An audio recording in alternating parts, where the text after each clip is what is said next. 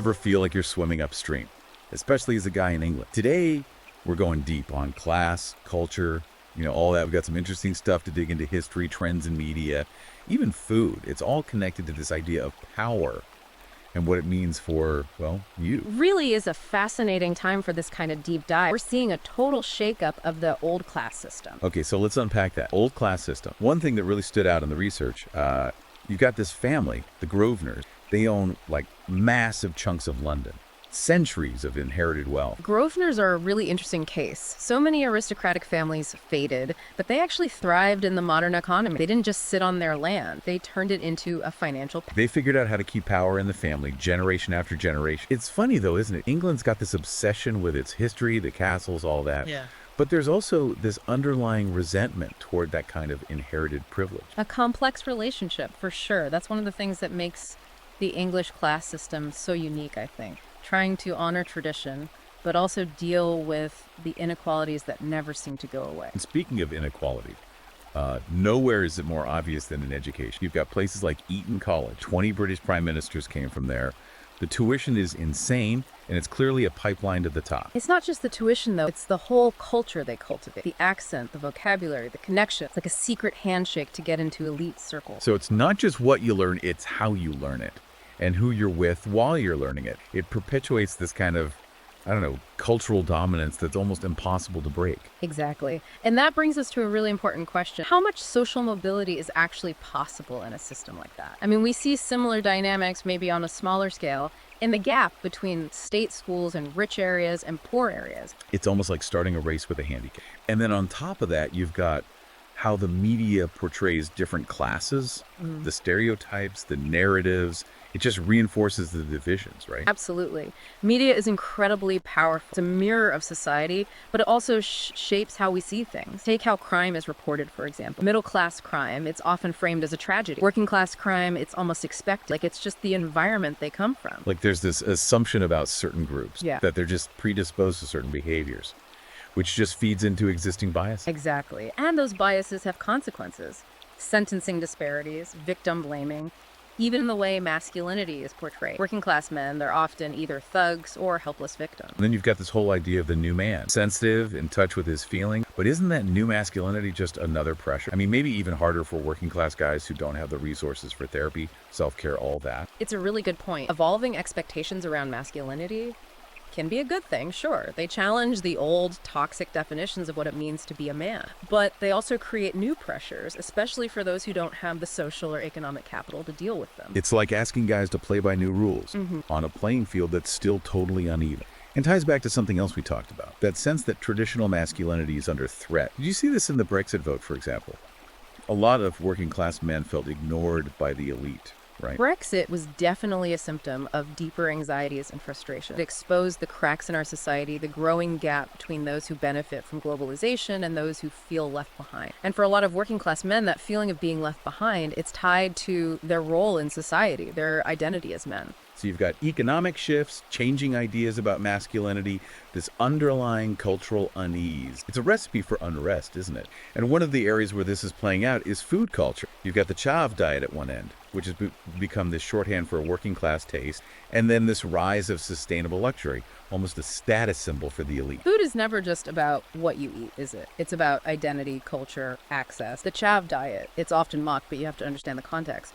When fresh, healthy food is too expensive or just not available in your neighborhood, well, people turn to cheaper, processed options. Yeah, I'm not saying a love for turkey Twizzlers means you're in a certain class, but it might say something about your food priorities. But jokes aside, makes a good point. Judging someone's food choices without understanding their circumstances, it's not just insensitive, it misses the bigger picture. I completely agree. We have to move past those simplistic stories and look at the systemic factor. Why are certain communities food deserts? How does income affect what people eat? Those are the questions we need to be asking. Then at the other end of the spectrum, you've got this sustainable luxury trend. Ethically sourced, organic, locally grown. Yeah. It's almost like a way for the wealthy to signal their virtue, isn't it? It's really interesting, isn't it? Food as a way to show class distinction. It's not just about what you can afford, but the values you're showing through your consumption. Like a whole new level of sophistication in how class is performed and expressed. But it's not all doom and gloom, is it? You've got these incredible initiatives popping up, food co-ops, community gardens,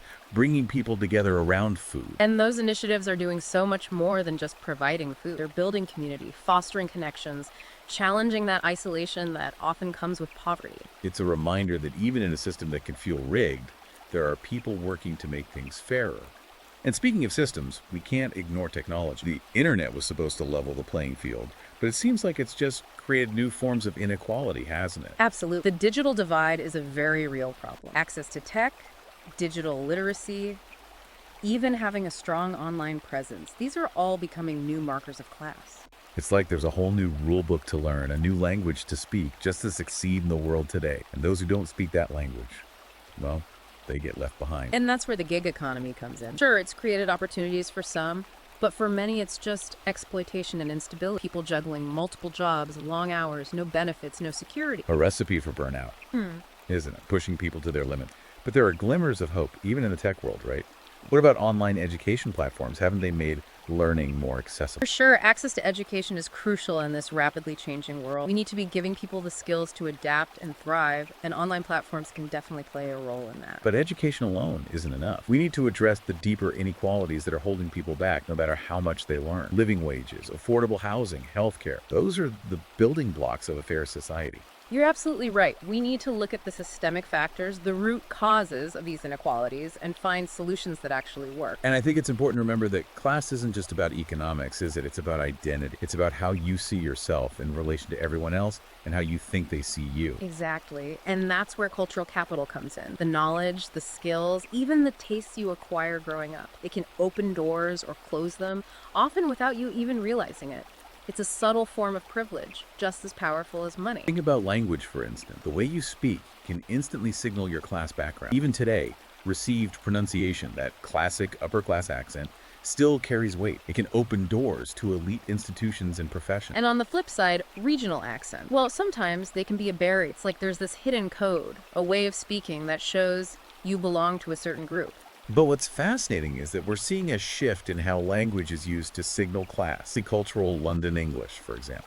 It's challenging the old hierarchies. It's a mix of influences, a melting pot of accents and slang, and it's becoming a marker of coolness and authenticity, especially among younger generations. It's a sign that the old rules are changing, that class isn't fixed. It's dynamic, constantly evolving. And it's not just language. What we buy, the way we consume. Those things play a huge role in shaping class identity, too. We live in a consumer society, and every choice, from the clothes we wear to the food we eat, it's being judged and interpreted. It's like every purchase is a statement, intentional or not, and those statements are loaded with class symbolism. Take sustainable luxury again. It's a way for the wealthy to signal their environmental awareness, but it also sets them apart from everyone else. Like saying, I can afford to care about the planet.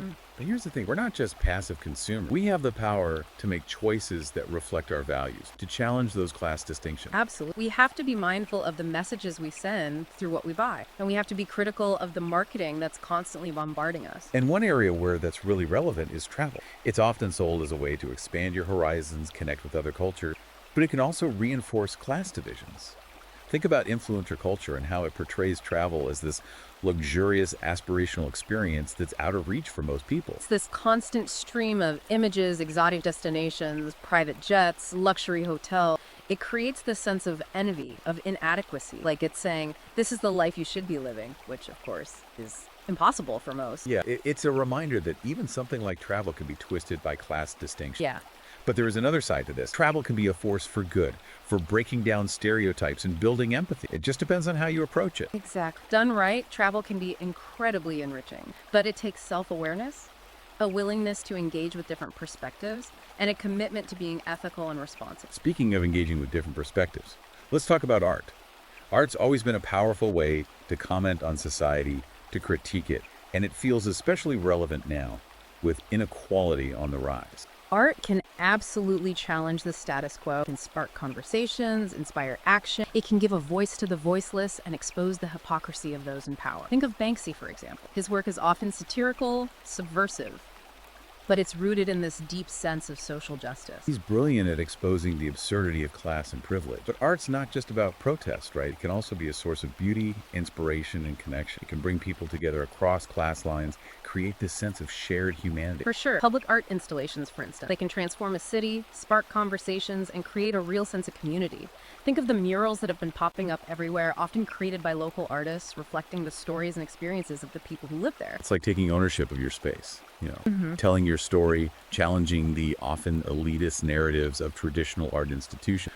But even public art can be controversial. We've seen this with the debates about removing statues and monuments, right? Those debates really highlight the complicated relationship between art, history, and identity. They show how art can be used to challenge and reinforce existing power structures. It's a reminder that art is never neutral. It's always part of a social and political context. And that context is always changing, especially with the rise of digital art and online platforms. The internet's made art more accessible in a lot of ways, but it's also created new challenges. NFTs, for example, they've given artists new ways to make money from their work, but they've also raised concerns about accessibility and exclusivity. It's a reminder that the art world, like everything else, is being shaped by technology and globalization, and those forces often make existing inequalities even worse. We definitely have to be mindful of those dynamics as we navigate the changing landscape of art and culture. We need to support artists from all backgrounds, promote inclusivity, and challenge the gatekeepers of the art world. Absolutely. But art can't do it alone. We need to address the systemic inequalities that limit people's opportunities, no matter how talented they are. Education, housing, healthcare. These are the foundations of a just society. You're absolutely right. It's about creating a society where everyone has the chance to thrive, regardless of their background, where class isn't a barrier to success, but a source of diversity and strength. Okay, so we've talked about the problems. What about solutions? What can we actually do to challenge these systems that perpetuate inequality? Well, it starts with education. We have to teach children about the history of class, about how these divisions are created and maintained, and we need to help them develop critical thinking skills so they can challenge those systems. But education can't just be about facts and figures. It needs to be about empathy, about understanding, helping kids see the world through someone else's eyes, walk in someone else's shoes. Exact. And that requires exposure to different perspectives, different cultures, different ways of life, breaking down the barriers that separate us, both physical and psychological. So it's not just about what's taught in the classroom. It's about the experiences we provide, the opportunities for real connection and understanding. Precisely.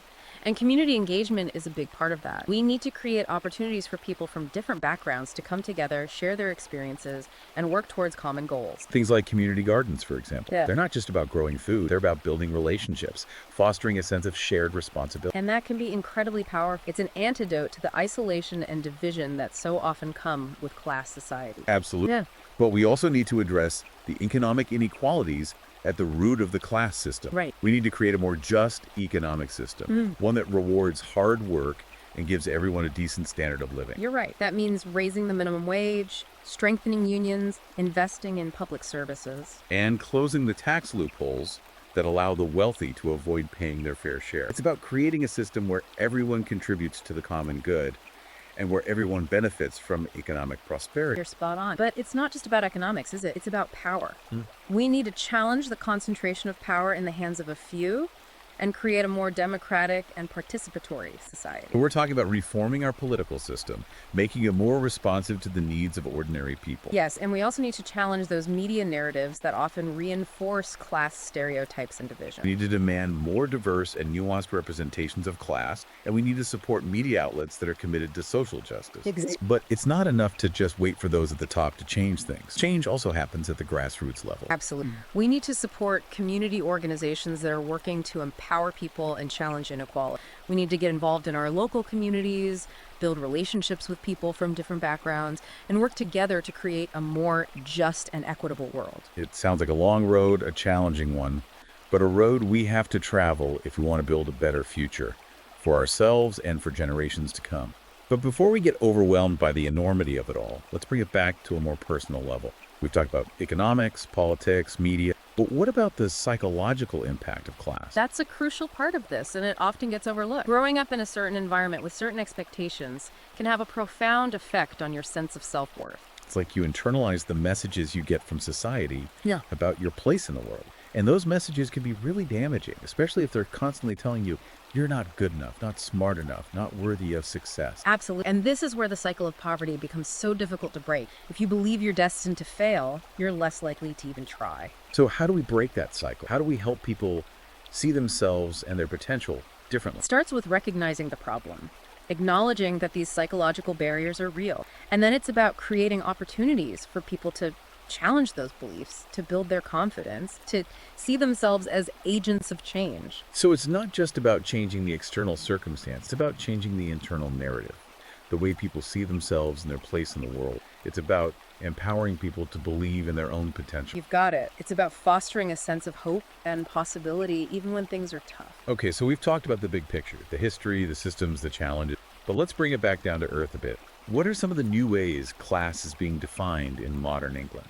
One of the most obvious is a rise of these new elites, tech billionaires, hedge fund managers, the crypto crowd. They're accumulating wealth at an incredible rate, and their influence is changing everything. It's like there's this whole new class of the super rich, and they're playing by a different set of rules than the old money aristocracy. Exact. They're not bound by the same traditions or social norms. They're disrupting industries, rewriting the rules of finance, even going to space.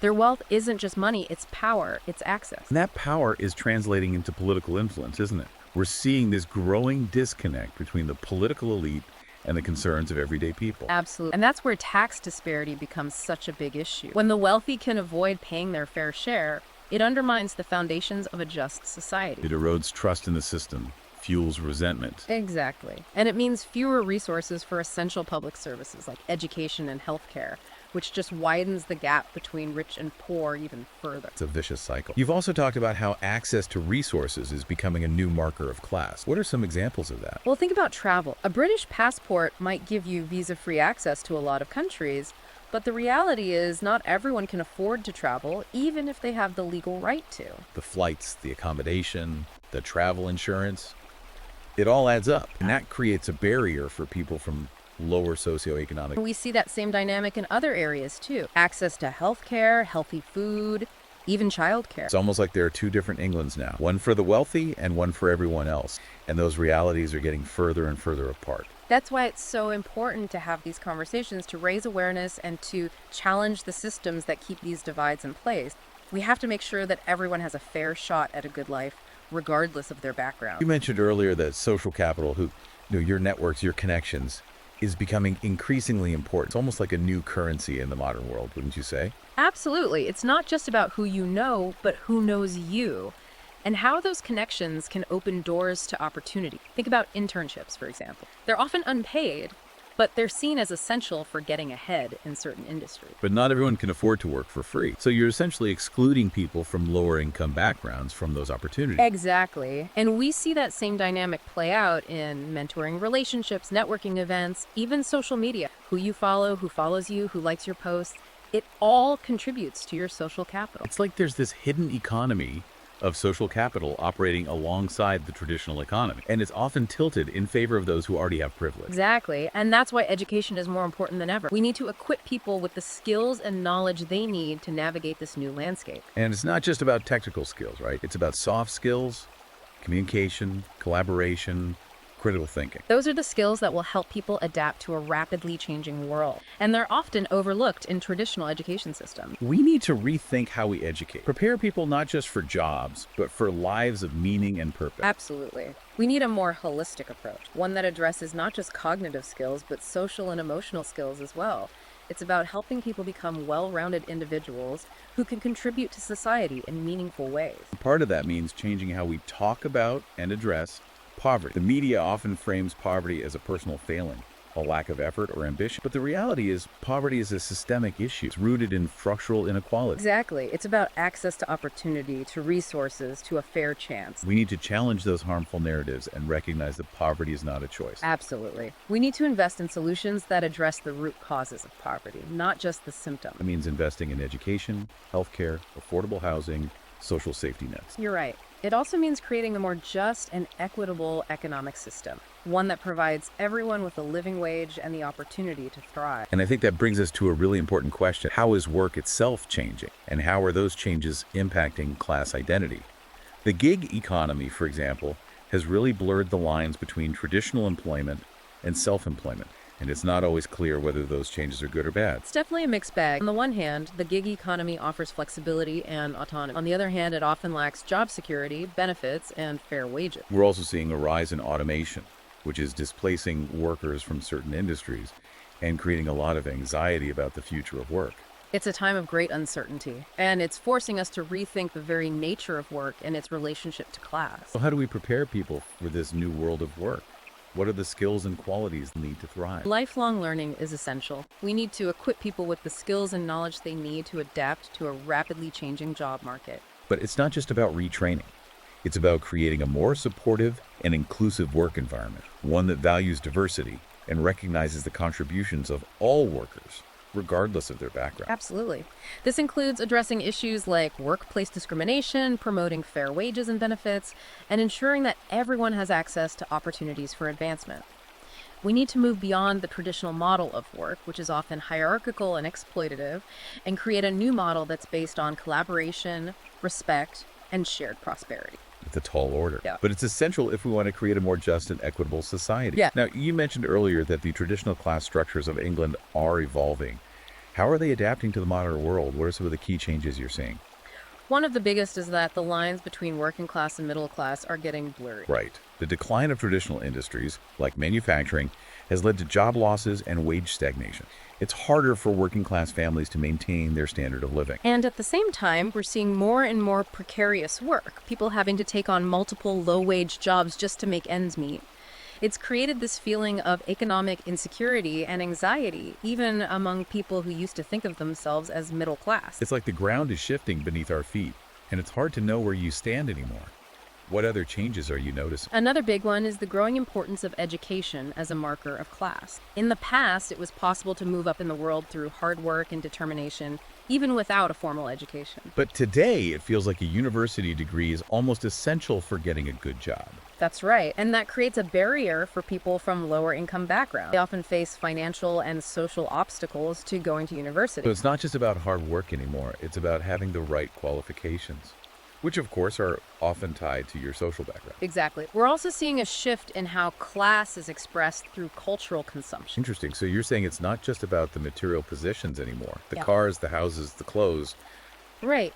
In the past, class distinctions were often signaled through those kinds of things. But today, class is increasingly expressed through less tangible things, like taste, knowledge, and experience. Give me an example of what you mean. Well, think about the rise of foodie culture. Knowing about artisanal cheeses or craft beers has become a way for the middle and upper classes to distinguish themselves. Okay, I see what you're saying. It's like a subtle way of signaling your sophistication, your worldliness. Exactly. And we see that same dynamic play out in the way people consume art, music, even travel. So it's not just about what you consume, but about how you consume it and what that consumption says about your social status. Precisely. These subtle markers of class can be hard to spot, but they're just as powerful as those more overt displays of wealth that were common in the past. Look like a whole new language of class is emerging, one that's more nuanced and harder to decipher. Exactly. And that's why it's so important to pay attention to these subtle cues to understand how class is being performed and reproduced in everyday life. So it's not just about the big structural forces, but also about the small, everyday interactions that shape how we see ourselves and others. Exactly. Class is everywhere, even if we're not always aware of it. And one of the places where it's perhaps most influential is in the realm of family. We can't talk about class without acknowledging the impact of family dynamics, right? Absolutely. Family structures are changing, and those changes are having a profound impact on how class is transmitted across generations. For instance, divorce rates are high, which can destabilize families and make it harder for children to achieve upward mobility. And we're also seeing a rise in single-parent households and same-sex couples, which are challenging traditional notions of family and creating new dynamics. And of course, family income plays a huge role in shaping a child's opportunities, from access to education, to extracurricular activities, to social networks. You're right. And family values and attitudes also play a crucial role in shaping a child's sense of self-worth and their A aspirations. child raised in a family that values education and hard work is more likely to succeed than a child raised in a family that struggles with poverty and instability. Exactly. So it's not just about the material resources a family has, but also about the values and beliefs they instill in their children. Exactly. Family is a powerful force in shaping a child's trajectory in life. Okay, so we've covered a lot of ground here, and it's clear that the landscape of class and culture in England is complex and ever evolving. There are definitely many challenges, but also some glimmers of hope. What are some of the things that give you optimism about the future of class in England? What makes you think that we can create a more just and equitable society? Well, I'm encouraged by the growing awareness of these issues. People are starting to talk about class more openly and honestly, and that's the first step towards change. Right, we can't address a problem if we don't acknowledge it exists. Exactly. We're also seeing a rise in activism and social movements, with people from all walks of life coming together to demand a more just and equitable society. There's a sense that people are waking up to the injustices of the current system and are willing to fight for change. That's right. And even technology, while it can exacerbate inequality, also has the potential to be a force for good. How so? Think about how social media is being used to connect people, raise awareness, and organize for change. It's a powerful tool that can be used to challenge the status quo and create new possibilities. That's a great point. And beyond those large-scale forces, I'm also heartened by the resilience and creativity of the human spirit. We're seeing people find innovative ways to adapt to the challenges of the modern world, from creating new forms of work to building stronger communities. You're right. There's a spirit of innovation and a willingness to experiment that gives me hope for the future. And I think it's important to remember that the future of class in England is not predetermined. It's up to us to shape it. It's a reminder that we're not passive bystanders in this story. We have agency, we have a voice, and we can choose to create a different future. Absolutely. The choices we make today will determine the kind of society we leave for future generations. Okay, so we've talked about the past, the present, and the potential for the future. But let's get a little more specific about some of the areas where class is playing out in really fascinating ways. One area that intrigues me is the realm of leisure and recreation. Leisure activities have always been a marker of class, from the sports we play to the holidays we take. That's right. But technology is changing how we spend our free time, blurring the lines between traditional forms of leisure and creating new possibilities. For example. Well, think about the rise of online gaming. It's a form of leisure that can be enjoyed by people from all walks of life, and it's created a new community that transcends traditional class boundaries. But there's also a risk that technology could exacerbate existing inequalities in access to leisure. Right, that's a good point.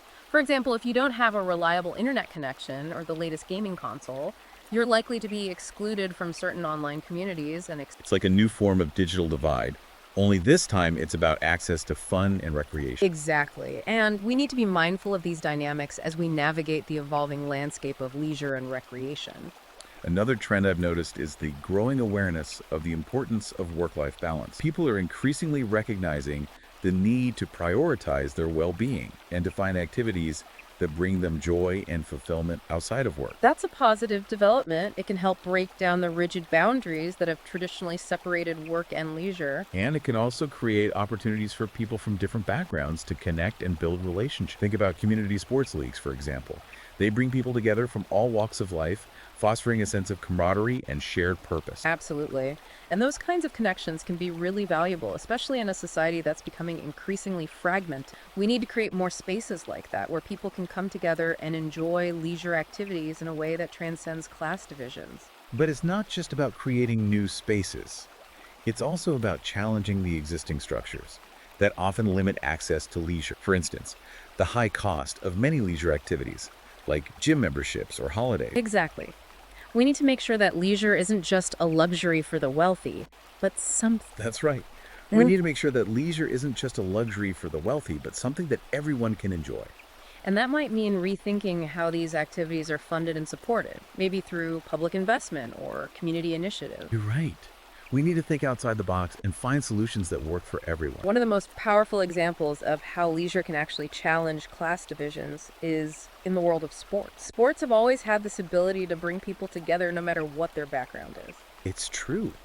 Think about how football unites fans from all walks of life. You've got people from all different social classes cheering for the same team, sharing that passion and camaraderie. Yeah, it's like all those divisions just melt away. Exactly. But at the same time, sports can also be a reflection of those very divisions. Certain sports tend to be associated with the elite, while others are seen as working class pursuits. Right. Golf has always had that image of being a sport for the wealthy, while football is often seen as a working class game. And those perceptions can really shape opportunity. Exactly. If you grow up in a working class family, you might not even consider taking up golf because it's just not part of your world. And on the flip side, someone from a wealthy background might not see the value in playing football. So those assumptions, those cultural perceptions can really limit people's choices and opportunities. Absolutely. We need to challenge those stereotypes and create a more inclusive sporting culture, one that recognizes the value of all sports and makes them accessible to people from all backgrounds. And that's not just about providing access to facilities and equipment. It's about changing attitudes and perceptions. You're spot on. We need to show young people that they can pursue any sport they're passionate about, regardless of their background. Absolutely. Now, are there any sports emerging that are actually breaking down those traditional class barriers?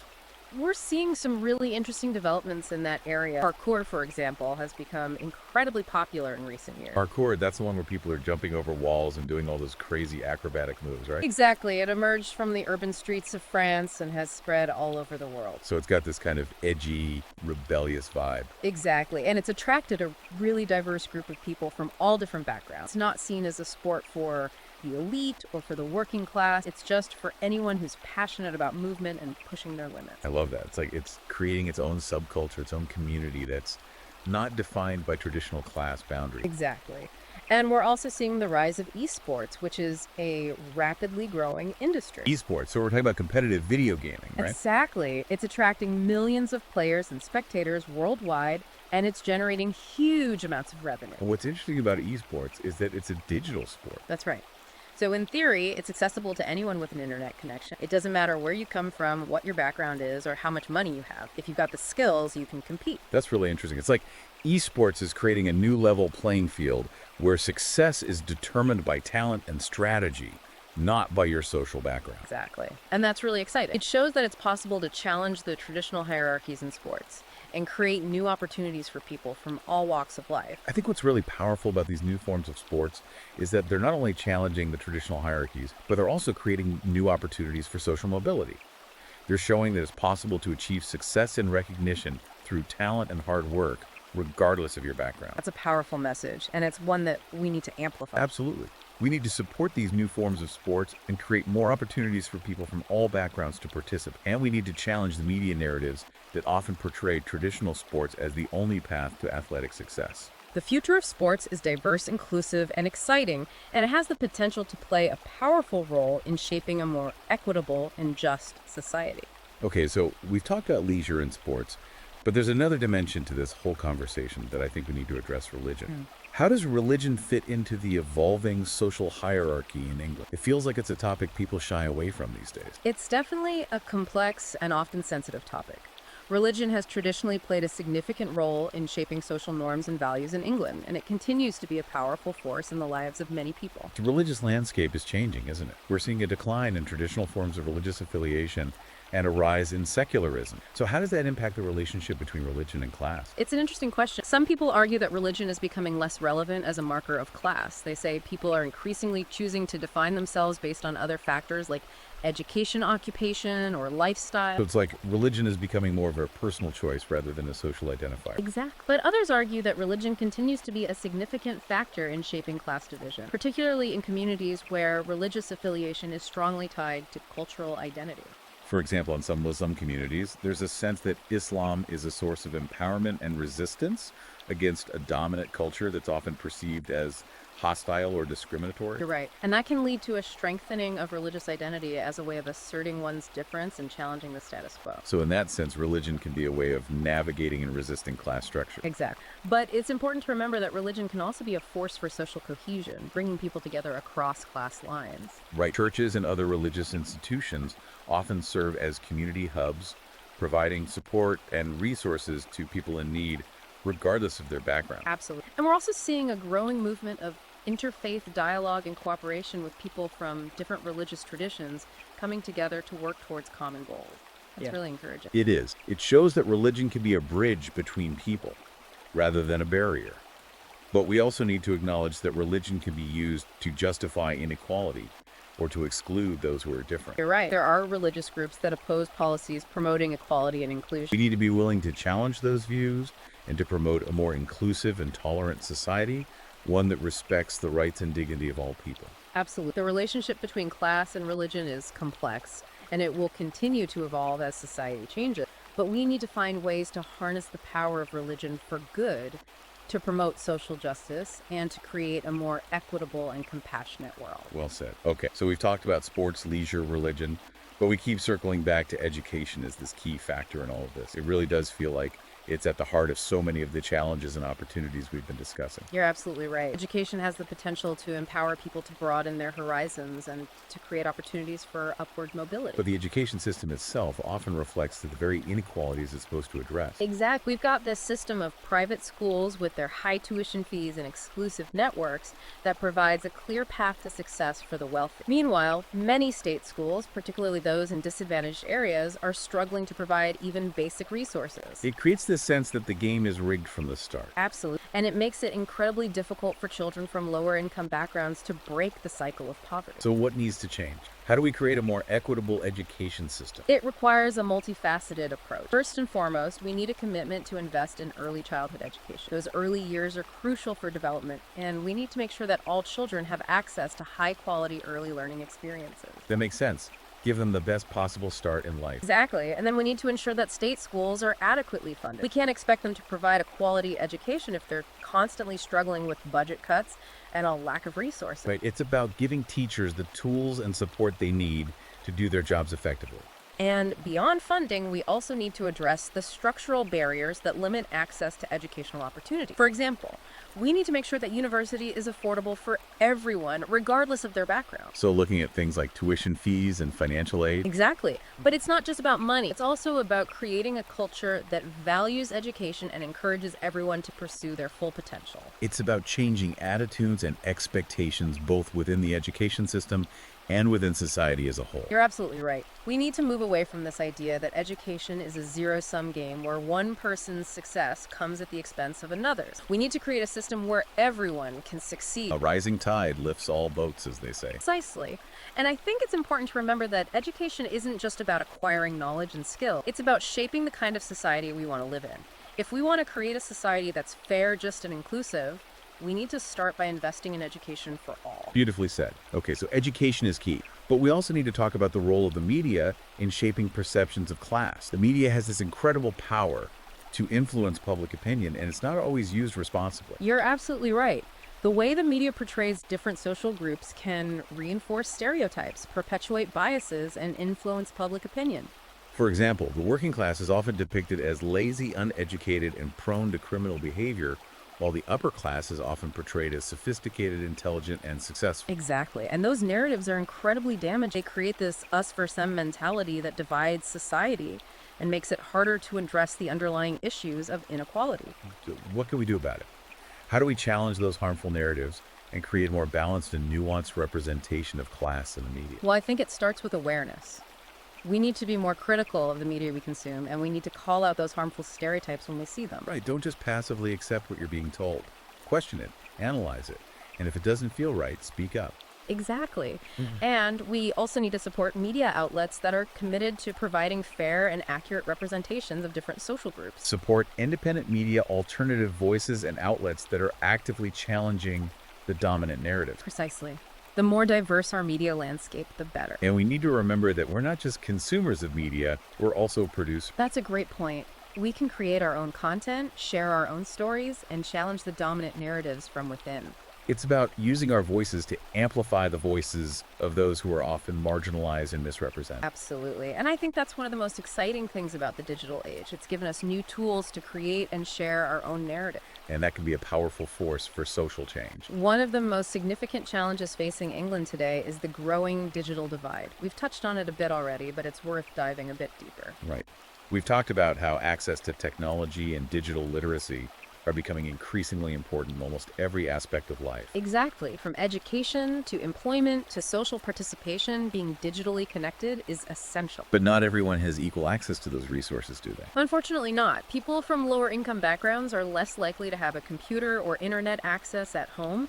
And even if they do, they're less likely to have the skills and knowledge they need to navigate the digital world effectively. Creates a digital underclass, people who are being left behind in the digital age. Precisely. And that has real world consequences. It can impact their ability to find jobs, to access education, to stay connected with family and friends. It can even affect their health and well-being.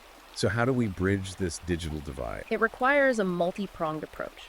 First and foremost, we need to invest in affordable internet access. High-speed internet should be treated as a utility, like electricity or water, that everyone has access to. Right. It's become so essential for modern life that it shouldn't be a luxury. Exactly. We also need to provide digital literacy training, particularly for those who are most at risk of being left behind. This includes teaching people basic computer skills, how to use the internet safely and effectively, and how to access online resources. It's not just about providing access to the technology. It's about giving people the skills and knowledge they need to use it effectively. Absolutely. And I think it's also important to create a more inclusive digital environment. This means designing websites and apps that are accessible to people with disabilities, translating online content into different languages, and making sure that everyone feels welcome and safe online. So it's not just about the technology itself. It's about the culture and the values that shape how we use it. Precisely. We need to make sure that the digital world reflects the diversity and inclusivity of the real world. One area where the digital divide is especially apparent is in the realm of online education. We talked earlier about how online learning platforms can make education more accessible and affordable, but they can also exacerbate existing inequality. Absolutely. If you don't have a reliable internet connection or a quiet place to study, it's going to be incredibly difficult to succeed in an online course. And we also need to be mindful of the quality of online education. Yeah. Not all online courses are created equal. That's right. There's a risk that some online courses will become a cheap alternative to traditional education, providing substandard learning experiences that don't adequately prepare students for the workforce. So how do we ensure that online education is high quality, accessible, and affordable for everyone? It's a complex challenge, but I think it starts with setting clear standards for online courses. We need to make sure that they're rigorous, relevant, and taught by qualified instructors. We also need to provide support for students, such as access to tutors, mentors, and technical assistance. And we need to make sure that online learning is affordable for everyone, regardless of their income. It's about creating a level playing field in the digital world of education. Exactly. And I think it's also important to remember that online learning is not a replacement for face-to-face interaction. Right. It's a valuable tool, but it's not a silver bullet. Exactly. We need to find ways to blend online learning with traditional forms of education to create a more holistic and engaging learning experience. Okay, so we've talked about the digital divide in online education. Now let's shift gears a bit and talk about something that affects us all, the relationship between work and leisure. It feels like technology has really blurred the lines between our professional and personal lives. It absolutely has. We're constantly bombarded with emails, notifications, and messages. It's hard to switch off and truly relax. It's like work is constantly creeping into our leisure time. Exactly. Yeah. And that can lead to burnout, stress, and a decline in both our mental and physical health. So how do we reclaim our leisure time in this hyper-connected world? How do we create boundaries between work and life? It's a challenge, but it's essential. We need to set limits on our work hours to create dedicated time for leisure activities and to make a conscious effort to disconnect from work when we're not on the clock. Easier said than done, right? It definitely takes effort, but it's worth it. Our health and well-being depend on it. Technology, while it's part of the problem, can also be part of the solution. That's right. We can use technology to help us manage our time more effectively, to schedule breaks and to connect with friends and family. And there are also new forms of leisure emerging thanks to technology. Exactly. Think about online gaming, for example. It's become a global phenomenon, connecting people from all over the world and creating new communities. And virtual reality and augmented reality are creating immersive experiences that can transport us to new worlds and allow us to interact with others in new ways. It's an exciting time to be exploring the possibilities of leisure and recreation in the digital age. Absolutely. But we also need to be mindful of the potential risks of technology. You're right. Things like addiction, social isolation, and the erosion of privacy are real concerns. So it's about finding that balance, right? Using technology in a way that enhances our lives, not diminishes them. Exact. Technology is a tool, and like any tool, it can be used for good or for bad. It's up to us to decide how we want to use it. Now let's talk about something that's becoming a major concern for people across the social spectrum, the housing crisis. It's a huge issue, and it's impacting people from all walks of life. The cost of housing has skyrocketed in recent years, making it increasingly difficult for people to afford a decent place to live. And this is particularly acute in major cities like London, where the average house price is astronomical. Pushing people to the brink. Absolutely. We're seeing a rise in homelessness, overcrowding, and people being forced to move away from their communities because they simply can't afford to live there anymore. So what's driving this housing crisis? It's a complex issue with a number of contributing factors. One factor is population growth. More people means more demand for housing. Right. Supply and demand. Exactly.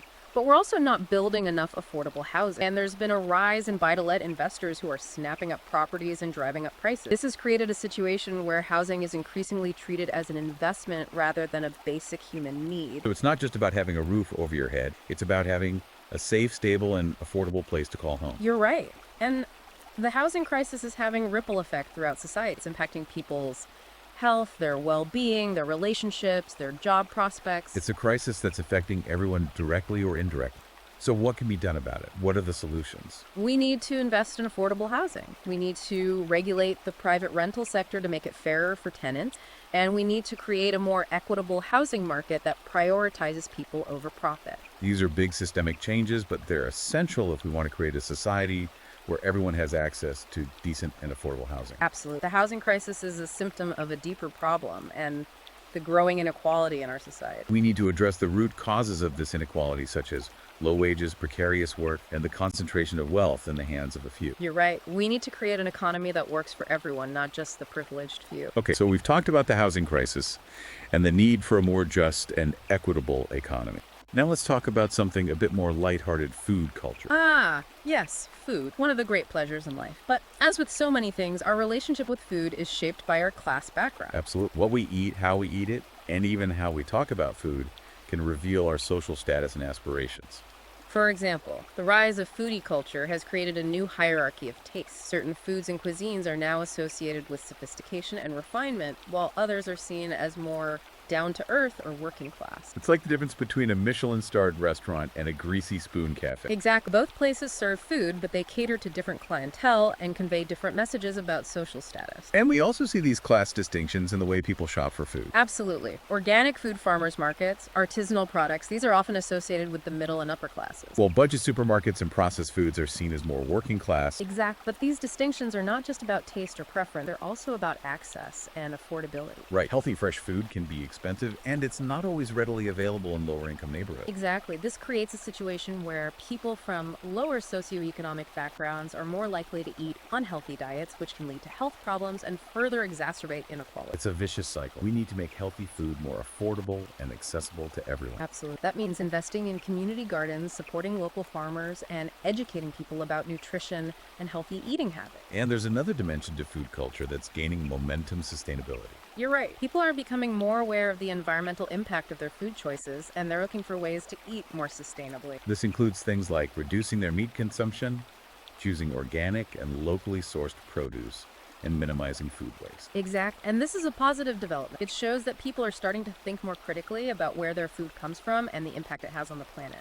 But we also need to be mindful of the ways in which these trends can reinforce class division. You're right. Organic food and sustainable products are often more expensive, making them inaccessible to many people. We need to make sure that sustainability is not just a luxury for the wealthy, but a value that's embraced by everyone. Absolutely. We need to find ways to make sustainable food choices more affordable and accessible to everyone, regardless of their income. Okay, so we've talked about food, but there's another area where class identity is really visible: fashion. Fashion. A powerful form of self-expression. But as with so many things, fashion can be used to reinforce social hierarchy. Absolutely. The clothes we wear can signal our social status, our aspirations, and our values. And the fashion industry, with its focus on trends, exclusivity, and conspicuous consumption, often plays into these divisions. Think about high-end fashion brands. They use luxury materials, celebrity endorsements, and limited edition releases to create a sense of desire and aspiration. It's like they're selling a lifestyle, an image, as much as they're selling clothes. Exact. And that image is often unattainable for most people. It creates this culture of keeping up with the Joneses, where people are constantly striving to acquire the latest trends, even if they can't afford it. You're right. And that can lead to debt insecurity and a focus on material possessions rather than more meaningful values. So is fashion inherently problematic when it comes to class? Not necessarily. There's a growing movement of ethical and sustainable fashion. Designers and brands are focusing on using eco-friendly materials, fair labor practices, and local production. That's encouraging. It sounds like they're trying to change the industry from within. Exact. And we as consumers have a role to play as well. By making conscious choices about the clothes we buy, considering not only the style and price, but also the ethical and environmental impact. Precisely. We have the power to support brands that are aligned with our values and to reject those that perpetuate harmful practices. Fashion has the power to be a force for positive change, but it's up to us to demand better and to create a more just and equitable fashion system. Now let's shift our focus to a very public space: where class dynamics often play out public art. Public art has the power to transform urban spaces, to inspire creativity, and to foster a sense of community. But it can also be quite controversial, can't it? It absolutely can, Yeah. especially when it comes to questions of representation, ownership, and access. We've seen this recently with the debates over the removal of statues and monuments that commemorate figures from England's colonial past. Those debates highlight the complex relationship between art history and identity. They show how public art can be used to both celebrate and challenge the status quo. So how do we approach public art in a way that's thoughtful, inclusive, and meaningful? I think it starts with recognizing that public art is not neutral. It always carries a message, whether it's intended or not. We need to approach public art with a critical eye, recognizing both its potential to inspire and to provoke. And we need to ensure that public art is inclusive, representative, and accessible to everyone. It should reflect the diversity and complexity of our society. Absolutely. And that means supporting artists from all backgrounds, engaging communities in the creation of public art, and challenging the traditional power structures that often dictate what art is deemed worthy of public display. It's about democratizing the art world, making it more accessible and relevant to everyone. Exactly. Public art has the power to transform our cities and to enrich our lives, but only if we use it in a way that benefits everyone.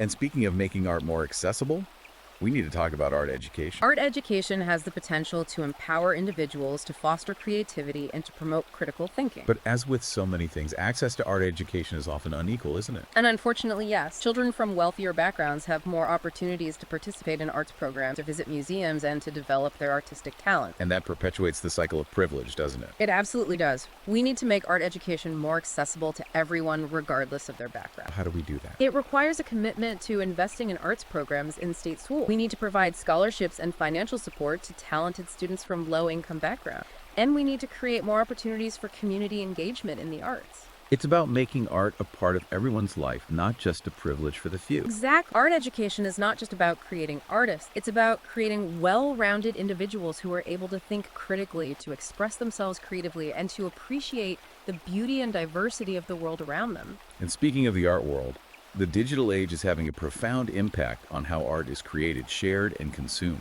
That's right. Online platforms are creating new opportunities for artists to showcase their work, to connect with audiences, and to build careers. But those platforms also present new challenges, don't they? They absolutely do. Things like algorithms that determine what art is seen by the public, the proliferation of fake art and plagiarism, and the commodification of art through platforms like NFTs. So it's a mixed bag.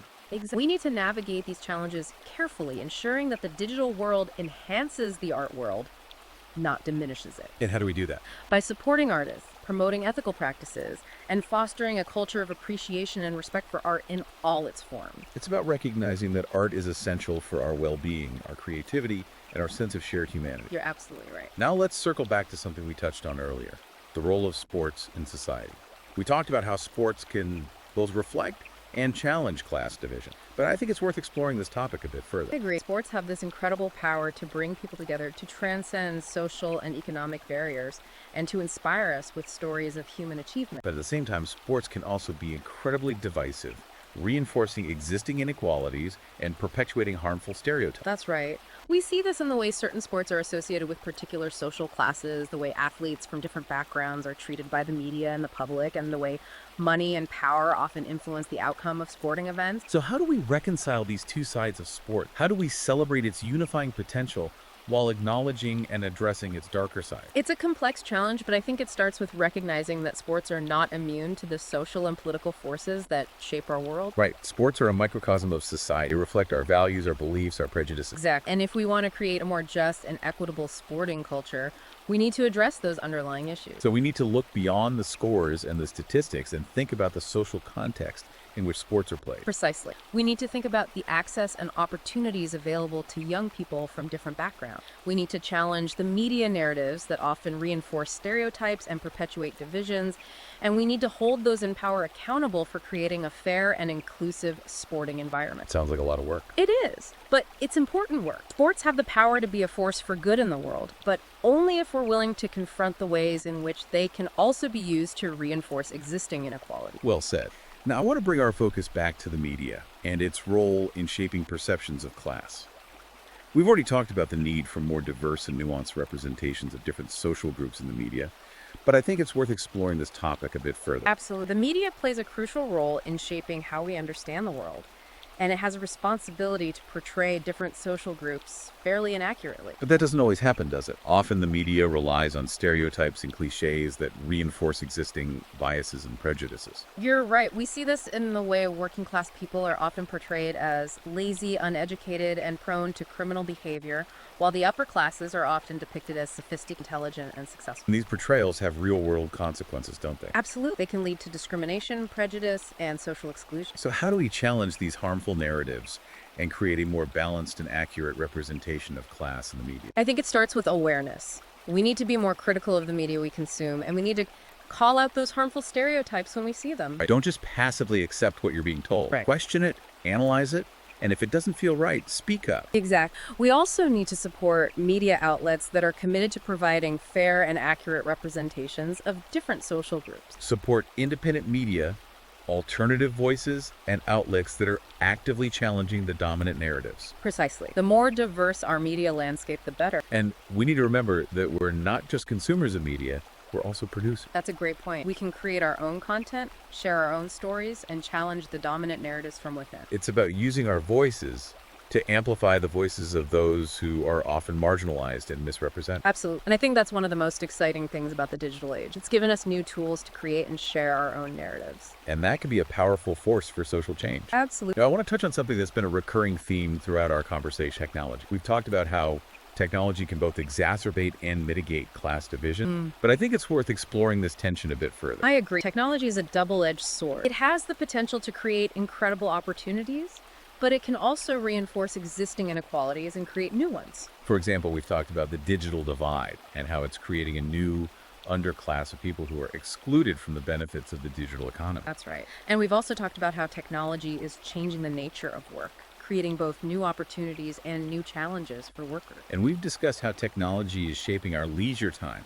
blurring the lines between work and play, and creating both new forms of entertainment and new anxieties. So how do we navigate this complex landscape? How do we harness the power of technology for good while mitigating its potential harm? It's a big question, but I think it starts with being aware of the potential pitfalls. Absolutely. Yeah. We need to be mindful of the ways in which technology can be used to reinforce existing inequality. And we need to be proactive in using technology to create a more just and equitable society. That means investing in digital literacy programs, promoting affordable internet access, and supporting the development of ethical and inclusive technology. It's about making sure that everyone has the opportunity to benefit from the digital revolution, not just the privileged few. Exactly. And it's about using technology to empower people, to connect them with opportunities, and to create a more just and equitable world. Okay, so we've covered a lot of ground in this deep dive. We've explored the history of class in England, examined how it's evolving in the modern world, and discussed some of the challenges and opportunities we face in creating a more just and equitable society. It's been a fascinating and thought-provoking journey, to say the least. I agree. And it's clear that there's no easy answers or quick fixes, but I think the most important takeaway is that class is not destined. It's a complex and dynamic force that's constantly being shaped and reshaped by a multitude of factors. And we have the power to influence those factors, to challenge the status quo, and to create a more just and equitable world. It starts with awareness, with education, with action. Absolutely. And I think the sources you've shared provide a really valuable starting point for that journey. They offer insights, perspectives, and even concrete examples of how people are working to create change. From community initiatives to policy reforms to individual acts of kindness and compassion, there are countless ways to make a difference. What stood out to you from all this as a source of hope? For me, it's the stories of resilience and innovation. The people who are challenging the odds, creating new possibilities, building a better future for themselves and their community. It's a reminder that even in the face of systemic challenges, human ingenuity and compassion can shine through. It's like a light in the darkness. It reminds us that change is possible, that a better world is within reach if we're willing to work for it.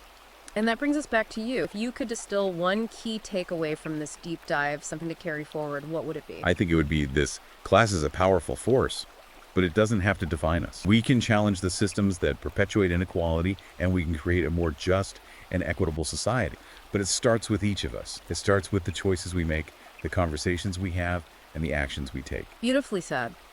And if you're interested in exploring these themes further, I highly recommend checking out the full text. It's available on Amazon Kindle and Google Play Books. You'll find even more in-depth analysis and fascinating stories that will deepen your understanding of this complex and ever-evolving subject. Thanks for joining us on this deep dive. We'll be back soon with another fascinating topic to explore. Until then, keep questioning, keep learning, and keep pushing for a better world.